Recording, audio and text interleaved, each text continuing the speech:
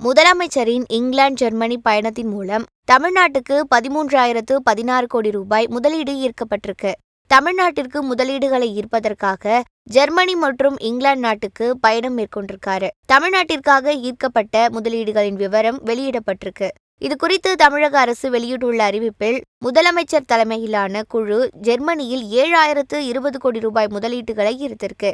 ஐரோப்பிய முதலீட்டு சந்திப்புகளின் போது இந்துஜா குழுமம் தமிழ்நாடு அரசுடன் மின்சார வாகனம், பேட்டரி தொழில்நுட்பம் மற்றும் உதிரி பாகங்கள் உற்பத்தியில 5,000 கோடி ரூபாய் முதலீடு செய்திட புரிந்துணர்வு ஒப்பந்தத்துல கையெழுத்திட்டிருக்கு.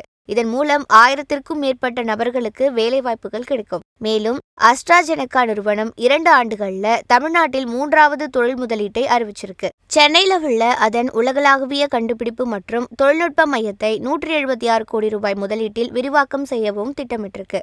இதன் மூலம் தொழில் முதலீடுகளை ஈர்ப்பதற்கான முதலமைச்சர் இங்கிலாந்து மற்றும் ஜெர்மனி நாடுகளுக்கான பயணத்தால் தமிழ்நாடு பெற்ற மொத்த முதலீடு 13,016 கோடி ரூபாயாக உயர்ந்திருக்கு. இதன் மூலம் 17,813 நபர்களுக்கு வேலைவாய்ப்புகள் உருவாக்கப்பட்டிருக்கு.